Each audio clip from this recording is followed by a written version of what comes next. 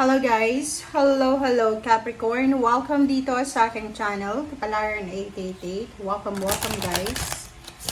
Alamin natin Capricorn kung anong messages, vibration, gabay energy para sa inyong lahat. This is general reading, so pwede kang makaresonate. Gamitin mo yung intuition sa panunood. So this is for the first half of October 2025 para sa lahat ng Capricorn. So, please connect your intuition guys sa lahat ng baraha na lalabas dito sa readings niyo. Okay, so Capricorn, tingnan natin kung ano ang mga mensahe na dapat mong marinig ngayong first 15 days. Okay, first card mo dito is Starfish, Intuition.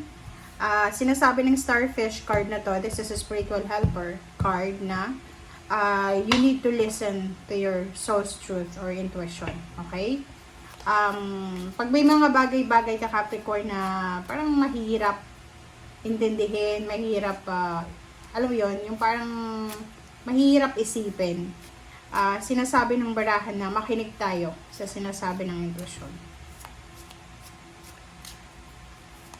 Makinig ka sa kung ano yung sinasabi ng intuition sa'yo.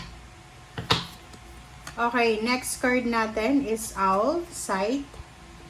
Sight is detach your emotions from situations that you cannot control. Okay, so Capricorn, this one is related sa bawat isa. Kasi parang sinasabi na makinig tayo sa sinasabi ng ating intuition if feeling natin nakakaramdam tayo ng uncertainty or kung ano pa man. Or parang feeling distracted, feeling confused. And at the same time, alisin natin ang ating sarili or ang ating emosyon sa kung ano man na sitwasyon meron ngayon. Kumbaga, kung ano yung sitwasyon ngayon, huwag nating hahayaan na kontrolin noon ng sitwasyon na yan yung emotions mo.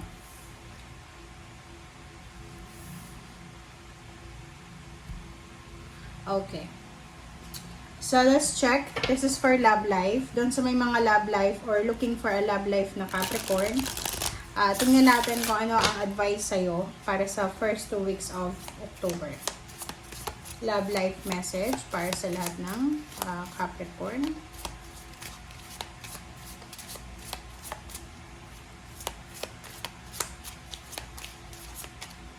Oops, sorry. Okay.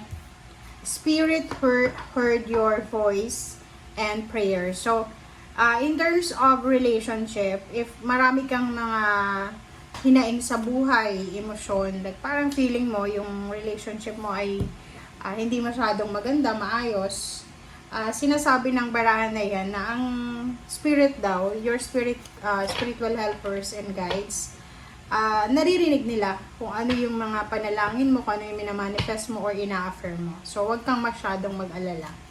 Kung ano man ang hinihingi mo, like for example, palagi kang heartbroken or in a relationship ka pero hindi ka masaya, ang sabi ng baraha sa'yo dito na huwag kang mag-aalala kasi lahat ng panalangin mo ay naririnig yan. Okay? Alright. So, tingnan natin guys. Capricorn, ano ba ang messages ibigay nyo sa amin? Okay. First card natin is Four of Wands. This is celebration. So, ihanda mo sarili mo Capricorn because mayroong celebration. This is a celebration of love, of peace, of harmony, of success, or any family celebration. Familial siya. So, pwedeng may birthday celebration sa family, may mga recognition, awards, rewards, or anything na, oh wow, this is justice. So, posibleng this is the good karma. Okay? So, posibleng ang pamilya nyo ay makakaranas ng good karma. Okay? Good omen siya. So, halimbawa kung palagi kayong nakakaranas ng injustice, lalo na yung buong pamilya nyo, like kapatid, magulang, ancestors, this first 2 weeks of October, possible na makaranas kayo ng good karma. Okay? So, there's a justice, there's a balance. Kung mayroon kayong pinaglalaban, kung inaapi yung pamilya nyo, sinasabi ng baraha sa'yo na oras na para maayos, maging balanse, kung ano man yan, na hindi balanse sa buhay mo. Meron din sa inyo na pwedeng magse-celebrate kayo because may mga kapamilya na may bagong trabaho, may mga bagong sources of income, nag-open ng negosyo, may bagong bahay, bagong ari-arian or investment or kano pa man. Okay, yun. So, yun. So, maybe meron din ditong kasal. So, posibleng may magse-celebrate ng wedding anniversary, merong kasal talaga, or posibleng meron ditong family celebration. So, housewarming, house blessing, despedida party, welcome party, or kano pa man. So, there's a stability. Kumbaga, mararamdaman mo sa first 2 weeks of October na maayos yung pamilya. Kumbaga, like for example, for several years na hindi maganda yung communication sa loob ng family, this 2 weeks ay posibleng maramdaman mo na may stability. Kumbaga, pag-ewang-gewang yung mesa, di ba yung mesa, there's a 4 sides dyan. So, maybe maayos na. Okay? So, from the tower kayo eh. So, nakaranas kayo ng tower, distraction, competition, pag-aaway. So, there's a reconciliation. There's a movement, there's a progress here na posibleng maayos ang buhay pamilya or buhay relationship. Okay, ano pa ba? Capricorn.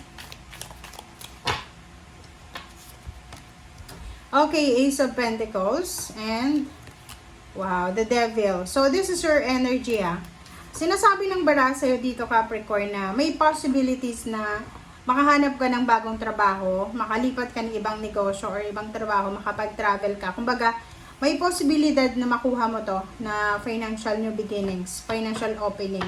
Kumbaga, maraming pwedeng pagkakitaan, maraming pwedeng maging source of finances, financial.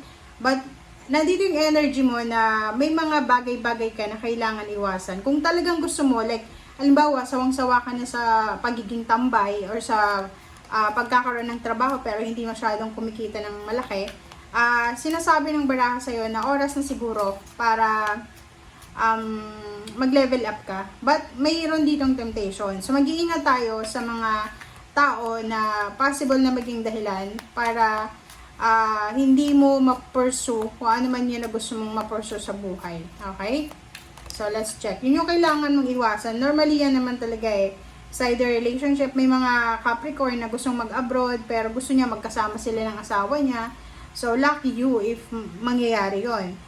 Okay, authority. So, you have the authority, you have the power. So, kailangan mo lang mag-desisyon. Kumbaga, sinasabi ng baraha sa'yo, Capricorn, na ang universe ay bibigyan ka ng pagkakataon para mag-transform yung buhay mo into 360 degrees na transformation.